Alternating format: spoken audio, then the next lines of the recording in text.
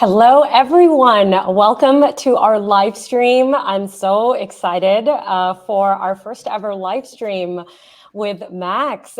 So just to give quick introductions, I'm Iba Masood. I'm the co-founder and CEO at Tara AI.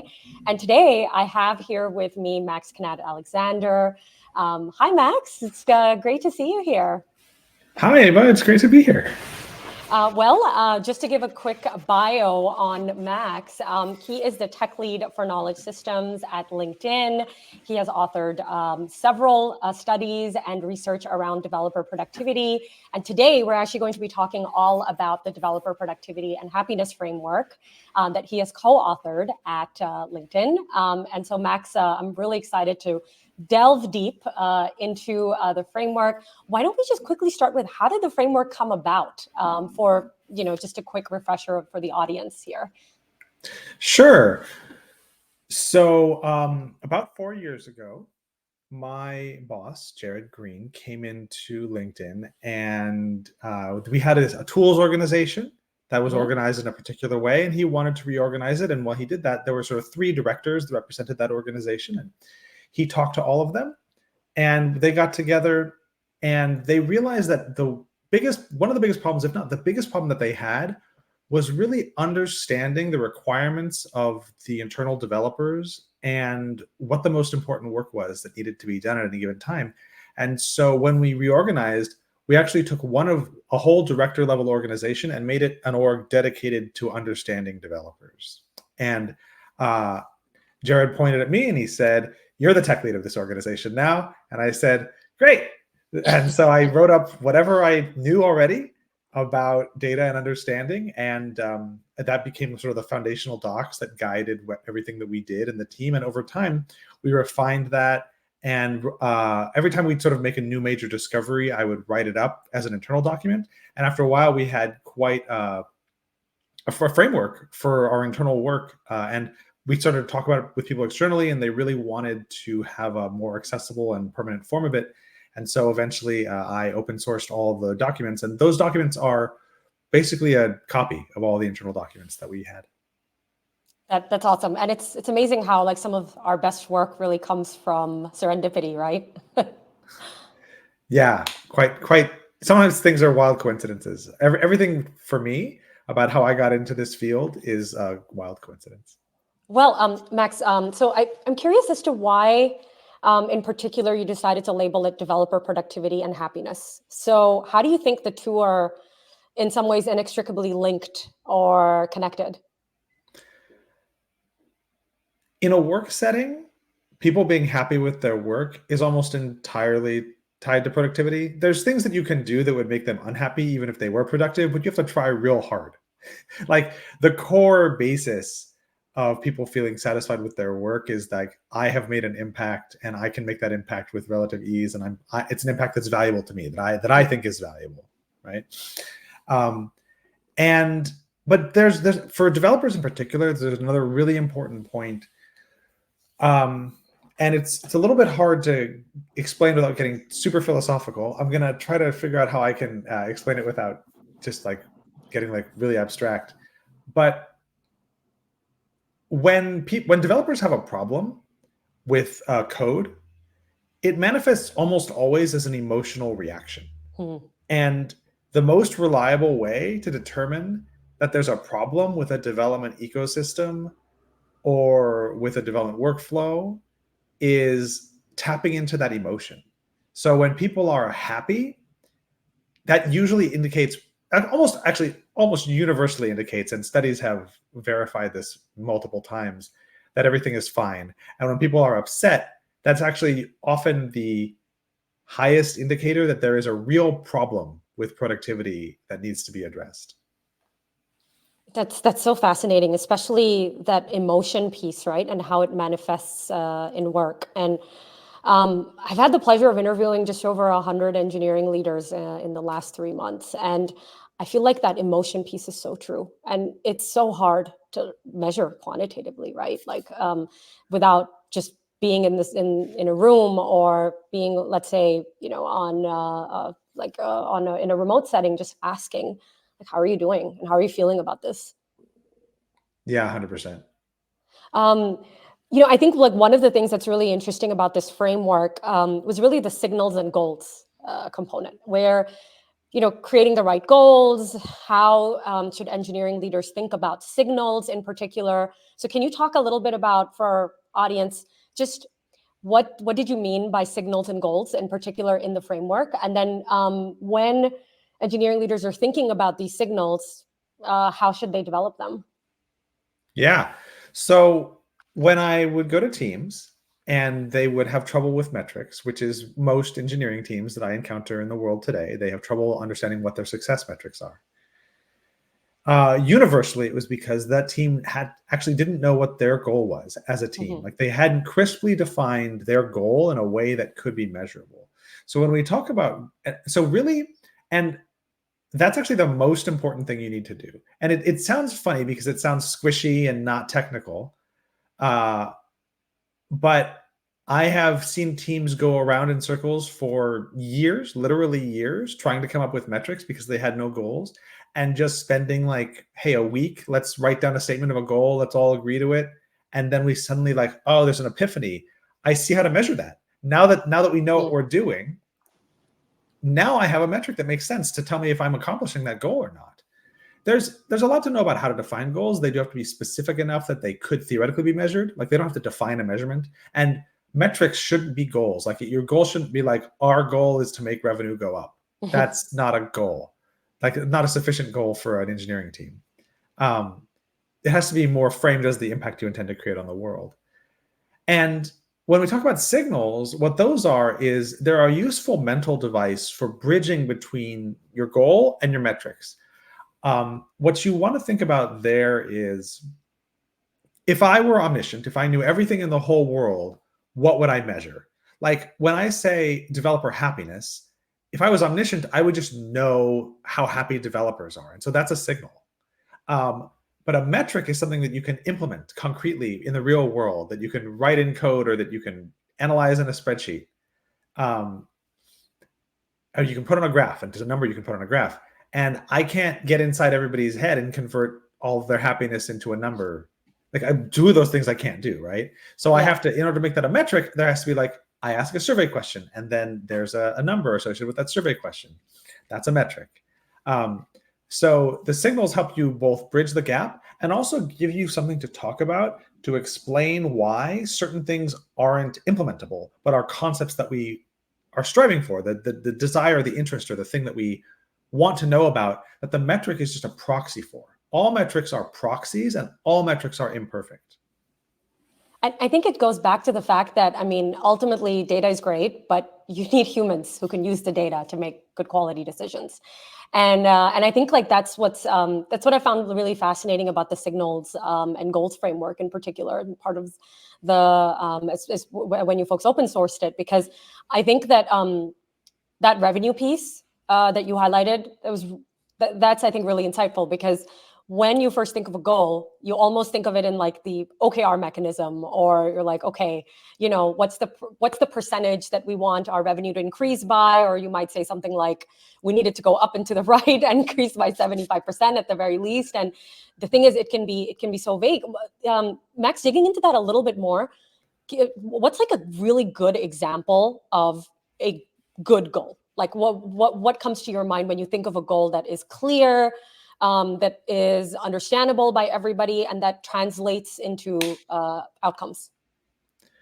Sure. So the one that I've spent the most time on is the one that's in the document. So I'll talk about that one, which is Yeah. the LinkedIn. I'm going to actually pull it up just so that I can talk like so that I can quote it directly. I mean, I probably have it memorized, but let me just pull it up here. And that's the goals for developer productivity and happiness. So you start off with like something really simple, which is developers at LinkedIn are productive and happy. Unfortunately, that's not defined enough. The biggest problem we have is the definition of words here in goals. So we expand that out to a specific goal for productive and a specific goal for happy, because that allows us to talk about the specific definitions of what those mean.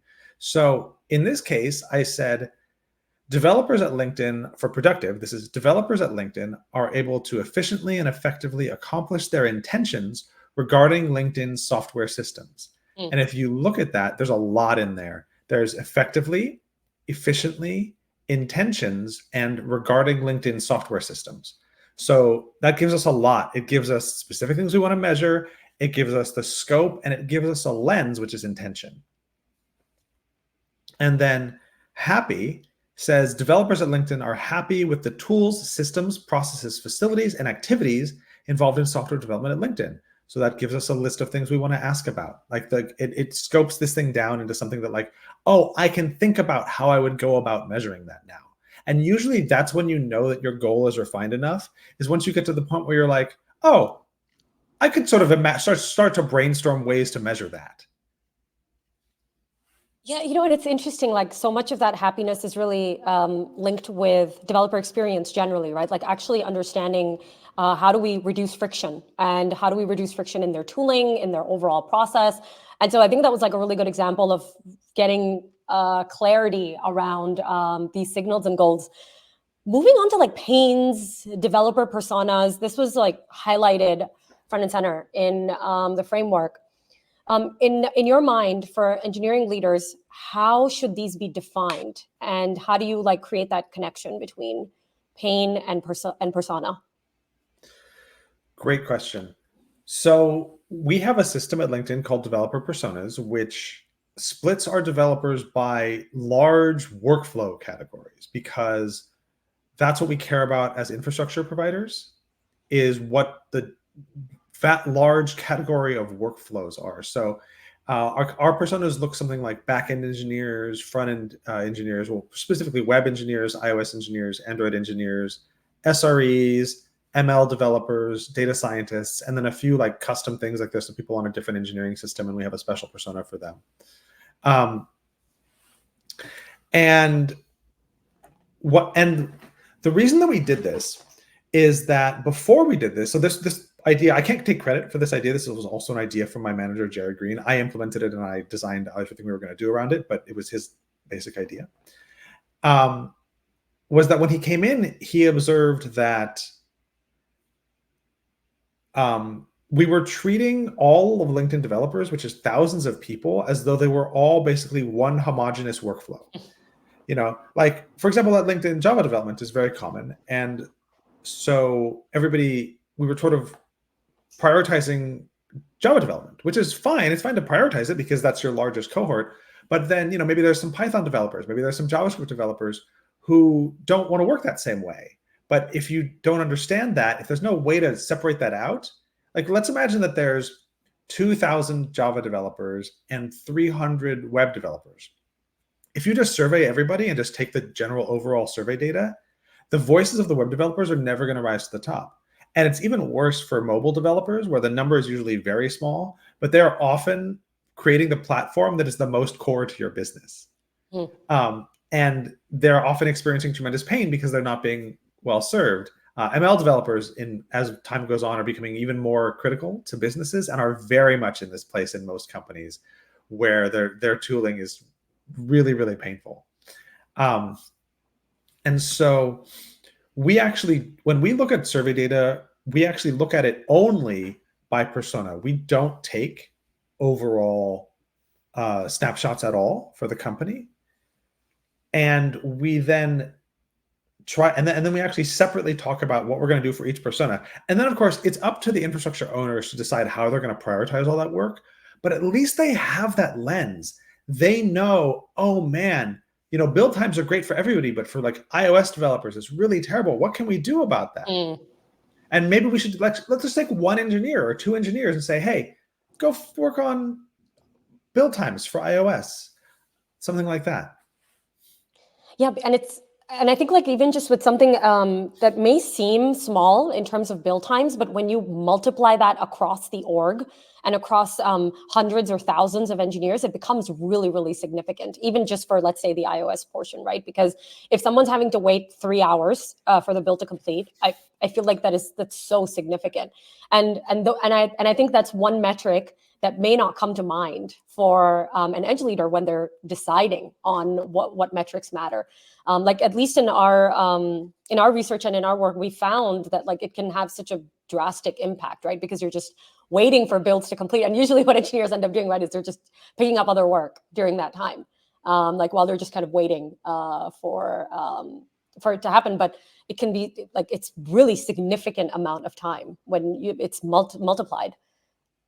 Yeah, one of the most important things that you need to optimize about a developer workflow is what you call iteration time or cycle time, which is there's a bunch of repetitive activities that you do as a developer, which basically add up to make an observation, make a decision, and take some action.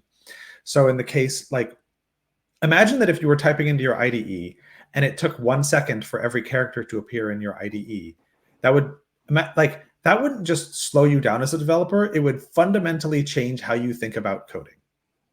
Like you would be like, oh man, I want to write out all my code on paper before I even put it into the IDE because it's so painful to type.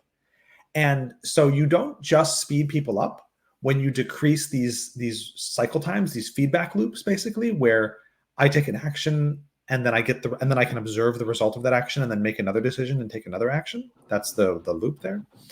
You actually fundamentally change behavior of people. And often that doesn't just result in a faster product, it also results in a higher quality product because a developer is more willing to spend more of those cycles improving the thing they're working on instead of just getting it to barely work.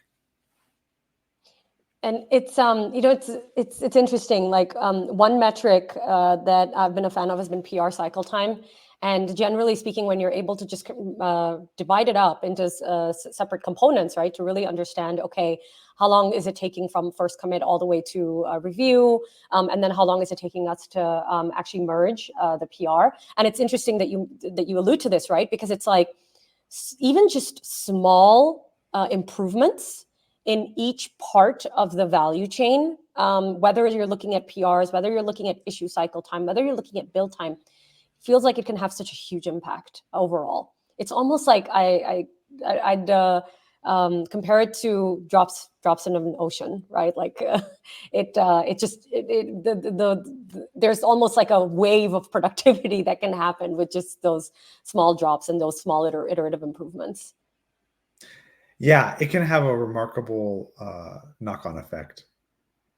So I think one of the things that was really fascinating about the framework also was the writings around working with other stakeholders. And I think, Max, if you can go into a little more detail about how engineering leaders should think about working with other stakeholders to understand and interpret the data, because I think that's can have a significant impact, right? Like as in terms of who's looking at the data and how they're interpreting it. So would love You for mean you like to touch on that. thinking about audiences and then how you interact with those audiences and things like that? Yes, and the stakeholders piece especially. I thought that was really interesting. Yeah. So when you produce data, different people want different data and will act differently based on it. And whenever you are creating data, you need to think about who the audience is and what action they're going to take on it and how they're going to take action on it. It's very easy as a team that works on data to say, well, I have either I've put like 17 numbers onto this graph, and so I'm sure people will just come here and tweak it however they want, or I have made this dashboard with 100 filters and people can just come here and do whatever they want. That often does not serve the different people very well who want to act on the data. And sometimes even the definition of the metric that you're measuring will change depending on who the audience is. Like at a very high level in a company, if I look overall for the whole company at the rate at which PRs are going through the system, it's probably fine. If I were to make that into a metric for a frontline engineering manager, it's a very, very bad metric, and do not do that. But like the number of PRs, like the number of PRs that like an individual team is writing. The problem is there's too much noise. Like you can't compare teams to each other that way. Different teams have different things that they work on. They're going to have different size and different numbers of PRs. Some of them require a lot of research up front. Some of them are doing in the middle of doing design work that week. But once your company becomes large enough, once you're maybe 100 engineers or something like that, if you look at it for the whole company, it kind of evens out, especially once you get up to the 500 or 1,000 people, then it totally evens out. So that's an area where like you'd think very differently about what's even the data that I want to provide to that person. And I think ultimately it's not so much about the number of PRs, right? I think it's more so the overall cycle of like, what does the cycle generally look like in terms of like, are there certain blockers that might arise? And I think it's quantity is always what I feel like we've alluded to as an industry, right? Like lines of code, number of commits, number of PRs. And I think that's the big distinction, right? Which is it's not so much about the quantity. You have to actually understand overall throughput.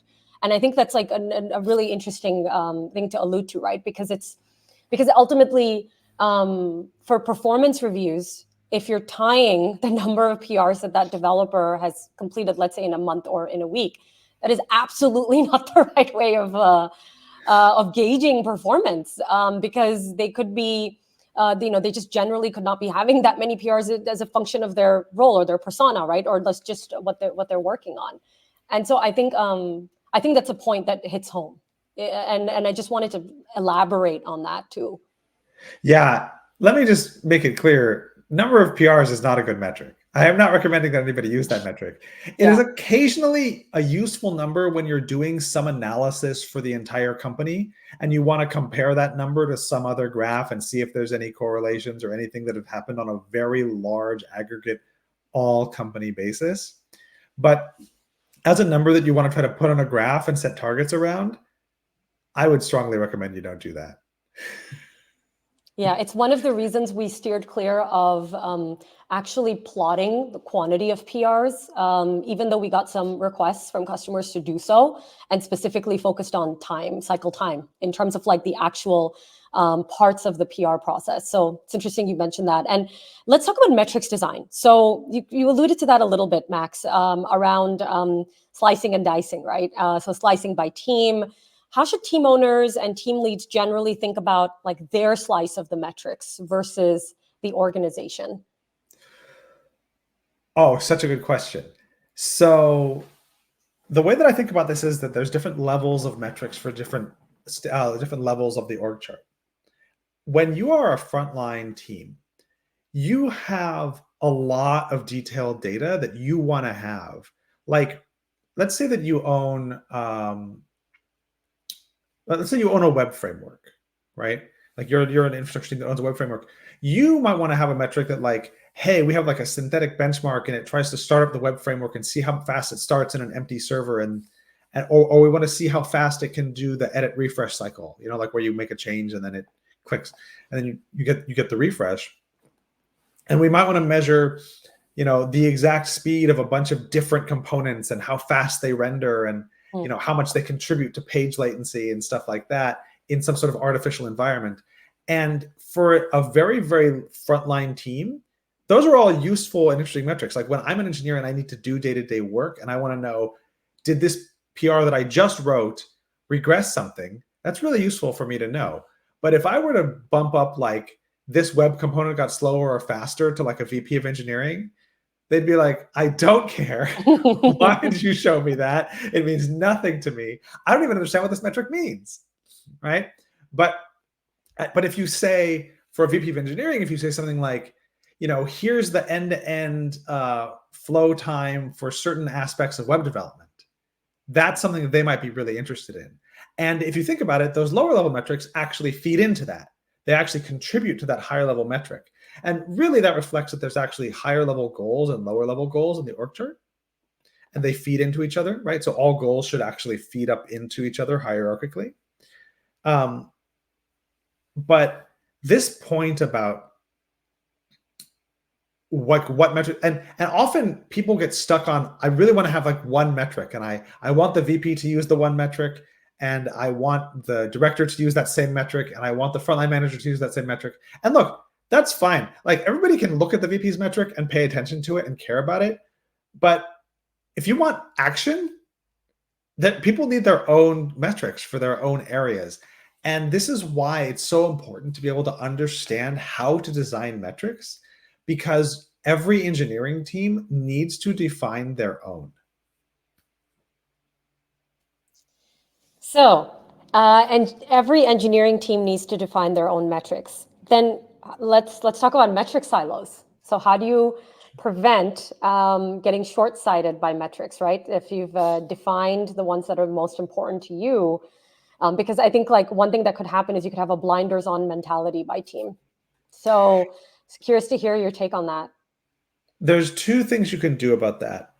The first is the qualitative side of things really helps solve that. So if you're doing a survey, that's the best way to find your blind spots.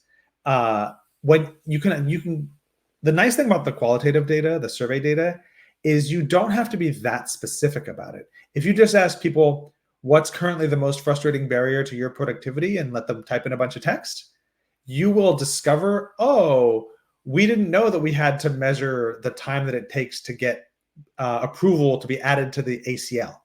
Like that might be a big thing, right? Or we didn't know that like we needed to care about how much time engineers spend in meetings, because maybe it's not even a tooling issue. Maybe it's maybe it's a coordination issue or an alignment issue or something like that across the company. So that's the best way. However, there is a way to solve it purely in the metrics side as well, at least have some aspect of it. And that is, try to define the higher level metrics first before you define the lower level metrics. You can't always do this. Sometimes there's a balance. Sometimes you're going to like define the middle level metrics, or like, let's say that like, like there's a VP and there's like 3 directors. Maybe the 3 directors are going to be like, well, this is the thing that I care about. These are like the 2 metrics or 3 metrics that I care about. And then we're going to figure out which of those we're going to bump up to the VP, or we're going to bump up all of them to the VP. And that's our set.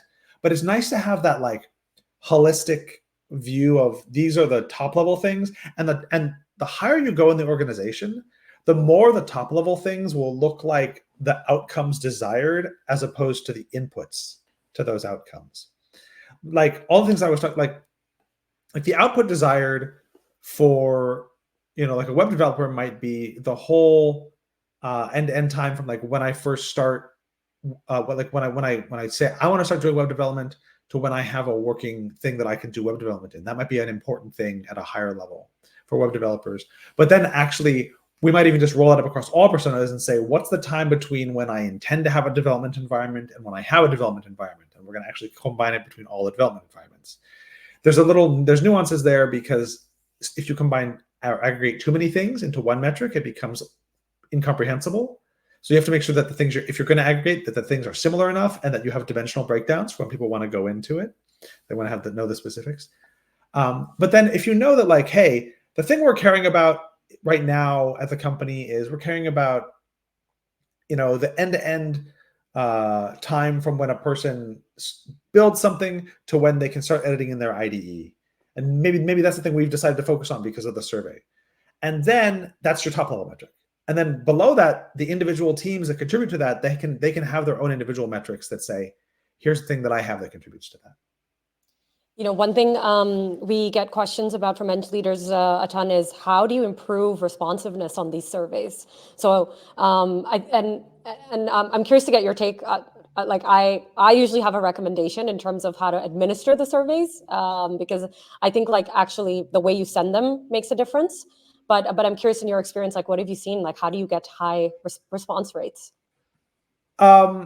I'm not the best person to ask because I don't have the greatest response rates today, but I do know from talking to my peers in the industry what they do that gets successful response rates. Ooh, let's hear it. Sure. So the first thing is keep the survey short. If it's super long, you're going to have a lot more people drop off and not want to fill it out or even start it. Like maybe 5 minutes, 10 minutes at the most. 10 minutes is long. 5 minutes is maybe good. 2 is figure out the most effective way to inform people about it. In many companies, that's actually Slack and not email. But you have to balance that out with how annoying you want to be, because if you annoy people too much, then they will protest and they will just A, not fill out your survey, or B, they'll like, just cause you trouble. Like, or all the negative feedback will be, why did you send me this annoying ping? And that's not useful feedback in your survey. Um, Second is leadership pushes. So saying like, hey, we want to coordinate it. So the most effective is we want to coordinate an effort to across all the managers to get all their reports to fill out the survey. That's a question of how much, if you want to spend that effort. And I would say you should only spend that effort if you have like one survey every 6 months or one survey a year for the whole company. And that's the only survey you ever do this for. Because that's a lot of effort, like tracking that and getting but less than that is, hey, let's have all the VPs send out a mail to their orgs saying, I care about this. It's important to me. Here's why it's important to me. And figuring out the time of day actually to send the reminders can matter a lot. Like you want to try to send them when people aren't right in the middle of working.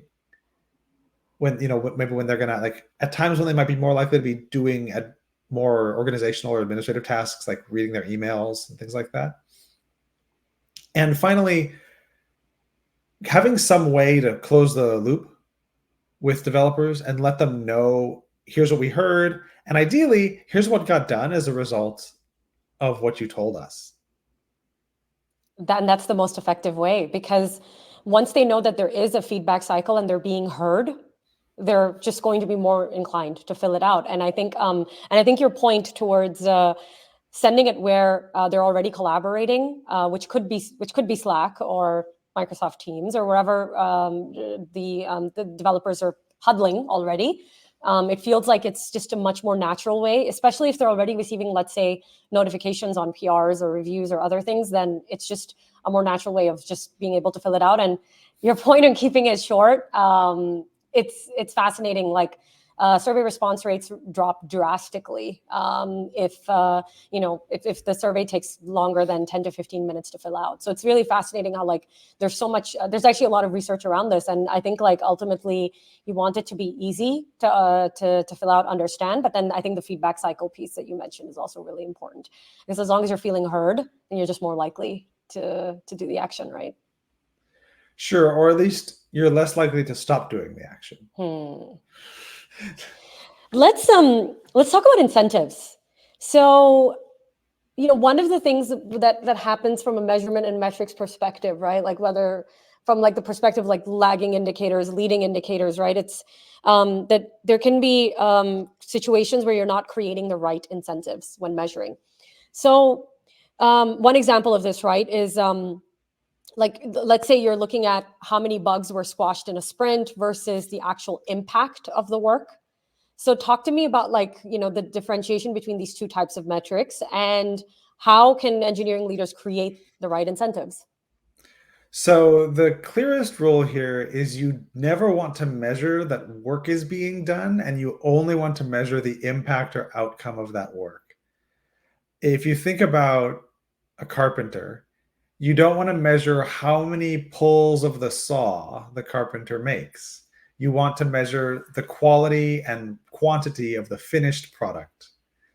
And this is the primary mistake that people make in the world today with software engineering metrics. And this is the core problem with metrics like lines of code or number of bugs closed or number of PRs written, is that they measure the effort required to produce the result and not the result. And if you incentivize people on those metrics, what you will get is an organization that executes more effort so they can show you how hard it was to do the work. It's it's fascinating. I think there's a level of implied trust, right? And it's that you trust your people to do the output or do the work that's necessary in order to meet these goals. And I think that's what's so interesting, right? Like, it speaks to culture ultimately. And is there that implicit trust? Because, frankly speaking, like, in many cases, if you're forking into an open source library or framework, and you're able to write a lot fewer lines of code versus more, then that's a good thing. And but in an environment or in a culture that fosters quantity, more likely it would be seen as a bad thing. And so I think, like, that culture piece plays an important part too. Hugely important. I actually talk to people about this a lot. This is not a problem that I have in a big way at LinkedIn, but there's definitely companies where where this trust issue is a huge problem. And it's especially a problem for software engineers or for knowledge workers because there's so many nuanced day-to-day decisions that have to be made in order to produce quality software that can only be made by the implementer. And when you remove trust from the organization, you focus all decisions at a very high level on the org chart, and you actually end up harming the quality of your product because all of those little nuanced details don't get seen to, don't get paid attention to. And so what happens is, the VP gives an order, says, hey, go make this thing. And then VP is, dossed by questions about how to do the thing because they're the only person who can make any decisions. And then they try, but they're really far, they're really distant. Like if you've been a leader of a large organization, you'll know it's impossible to make very small decisions about things that you are very distant from and have them be good decisions. And so you'd end up making a bunch of mediocre decisions. And then there's a bunch of times people don't even ask you because there's so much friction involved in asking you for all those things. And you end up with and then out the other side comes a terrible product, and the VP is like, why is there this terrible product? This isn't the thing that I asked for. And on the other hand, if you trust people, they might make mistakes, but you can help them. You can teach them. They can get better. And the better they get, the less overwhelmed you as a leader will be, and the higher quality the product will be in the end. There are fields where you can probably hire people that you don't trust and just depend on like some sort of surveillance to keep them productive. Like if you're in a penal colony or something. But like, that's absolutely untrue in software engineering. What I ask people is, if you don't trust these people, why do they work for you? Like, either you should build that trust or you should hire different people. Like, if you just think, if you absolutely believe that the people who work for you are totally untrustworthy, they shouldn't work for you. You should find somebody who you trust. Well, speaking of knowledge workers, I think, one of the things that we've been involved in quite a bit is really been starting to look at bot level productivity. What do things look like in a world post GitHub Copilot? And how do you measure throughput of generative AI versus the programmer? And this is something we've been deeply involved in at Tara, and especially because we've been trying to apply machine learning and AI to overall metrics and developer productivity. But I think like one curiosity I'd have would be, in your opinion, in this world of bot and human productivity, and really, like having the generative AI programming alongside in some ways, with, and of course, I'm sure you've used GitHub Copilot and seen some of the recommendations that come up there. What do you think in now this world that we're experiencing right now? Actually, it's not something that's in the distant future. What's the impact on developer productivity metrics? That's a great question. So that is the way that I prefer to measure this, is how does it affect the outcomes more than like I think that you can look at adoption and then you can try to say like, oh, well, these people are using it more and the outcomes from these teams are more affected by higher usage, and you can try to do correlations that way. You can also do qualitative data on this, which I think is probably going to be more reliable. And all the successful studies that I've seen around AI so far have been mostly around qualitative data. I think there probably are quantitative approaches that would work. I just haven't yet seen ones that I'm confident about.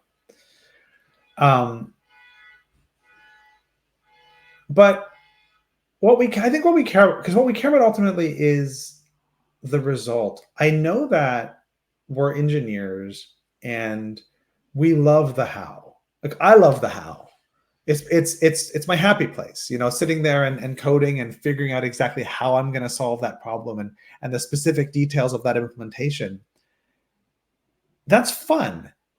But when you think about a business, you really need to care about the what more than the how. And the reason that we care about the how in the long term is about mostly about maintenance and the ability to continue to produce the what. Like the how is, and to be clear, I wrote a whole book about software design, and the message of that book about software design is it's really important and you need to care about it, and it's probably the most important thing you need to care about. So I'm not dismissing this, but there's a different viewpoint when you think about metrics and business outcomes, which is impact, all about impact, and less about how I got to that impact. If I give people GitHub Copilot and I get more of that impact, and then I survey the developers and they say Copilot was really integral to me achieving that impact, that's great. All right. Well, Max, we have now opened up to audience questioning. So folks, you'll see on our, we've switched over to our live Q&A session. So if you folks have questions about what we've talked about in terms of the developer productivity and happiness framework, or just generally about overall engineering efficiency, please feel free to send us those questions. Max, here's the first one: Dora or space? So those aren't actually opposing things. They were designed by very similar people. So Nicole Forsgren was involved in both of them, for example.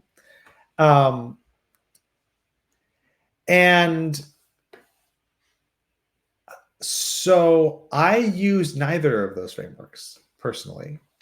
I just like the message of the LinkedIn DPH framework is you need to understand how to design metrics. That if there's any core message that framework is trying to get across, it is you need to understand the field of knowledge. I don't know that I'm ready to call it a science, but the field of knowledge around metrics definition and creation and use and action. And then you can make your own judgments about these things. The one thing I will say is people sometimes try to misuse these frameworks as a menu of metrics that they can just pick from and take things off the shelf. But both of them are more important as ways to think about your system. For example, in Dora talks about a system of capabilities that you use to create those outcomes. And those capabilities are far, far more important than the metrics. And you can talk to the current owners and the creators of Dora and everybody who's deeply invested in that space, and they will all tell you the same thing I just said. The Dora team themselves will tell you the same thing I just said, that the capabilities are far more important than the metrics, the Dora metrics. If you are an early team that's having a lot of difficulty deploying software to production, tracking the Dora metrics will help you.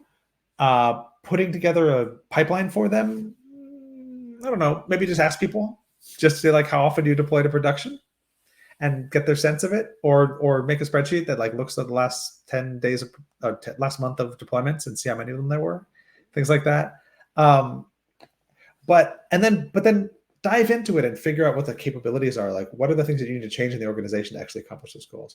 And then space is just a way to think about the areas that you could possibly measure. The danger of it, and with any framework like this, is going around in circles and trying to be perfect. Just trying to get trying to be like, I'm going to cover all these dimensions every time, and I'm going to have like 10 metrics. You're never going to implement 10 metrics. I don't know about your data platform. I've never seen a data platform where you're going to like just implement 10 metrics out of the blue, and that's going to take less than like 2 quarters. Like, it's not going to happen. You're going to have to make a decision. So that's why the DPH framework tries to give you ways of understanding what are the most important metrics you need to choose from, and how would I think about any metrics framework. Yeah, and I think one other piece of this is like what we're trying to build here is a way for people to actually implement metrics, or at least have this baseline of metrics, whether it's Dora, Space, or other frameworks, to start going through them quickly, because it shouldn't take 2 quarters, because it's just so involved. It's so much work. And I think like ultimately it takes time to make decisions off of the metrics, but at least implementing the metrics shouldn't take that much time. That's at least, you know, what we're trying to work towards. And it's interesting you mentioned that. So Max, we're getting a flurry of questions. Let's keep going. How involved should individual engineers be in selecting metrics that matter to their team? Should this be run as a top-down initiative versus a consensus team decision? I've never seen it work as a consensus team decision. I've seen that make teams go around for months on end. It is the only way that I ever have seen metrics get implemented is appointing a decider. They can get input from the team. They absolutely should. So, for example, for DPH, I'm the decider. For like the LinkedIn Developer Productivity and Happiness team, I'm the decider. Like, people can come to me with all the proposals in the world they want. Usually, I have to just make them. Like, usually people, like most engineers are not trained in how to define or think about metrics.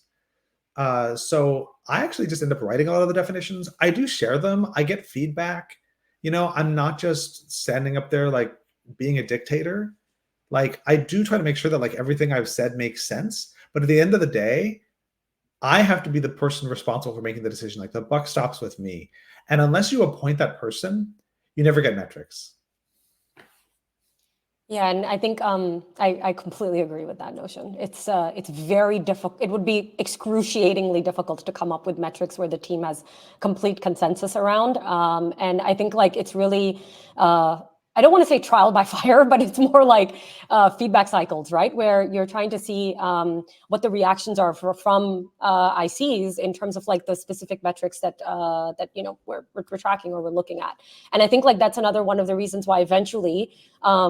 ICs should have some level of access, and I'd be curious to hear your take on that front because we've been experimenting with that too. But ultimately, like our belief and our like what we believe from a thesis perspective is that ultimately ICs should have access because you're able to just have more productive conversations around the data, and they can also even show that hey, my build time is this high because I've been having all these issues, and I really want us to like work on this to reduce friction. So they can even bring up some points of friction, right, as they're seeing it in the metrics. So that's a whole interesting field of like, should the dashboard be sliceable down to an IC? I argued it. So for things that look like volume of output, I always argue against it. Max, let's keep going on the Q&A front. Sure. All right. Next up, what metrics, if any, would you suggest for tracking how involved, less involved engineers on the team are? So say in PR reviews, say reviewing or adding comments, etc. I feel like this is a qualitative thing for managers to understand.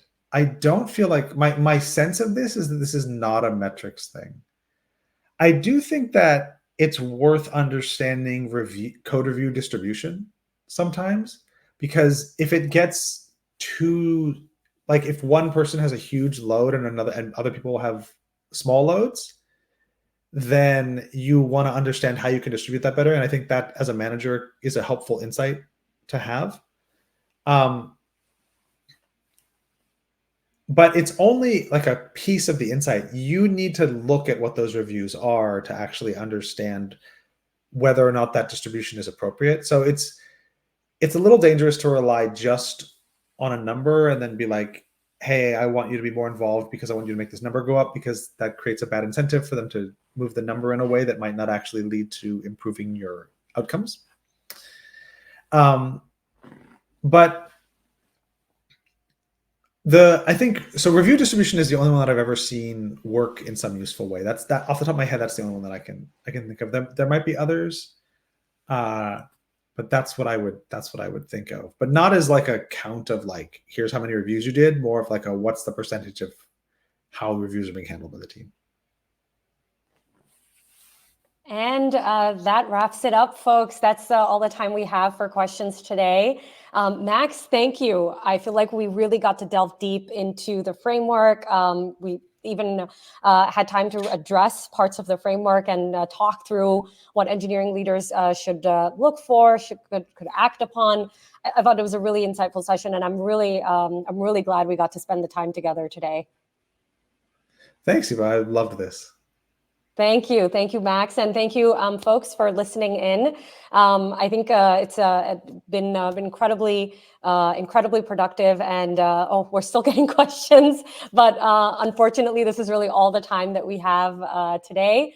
Thank you, everybody, and that wraps it up for episode 1 of our series. We will see you next time. Thank you, Max. Thank you.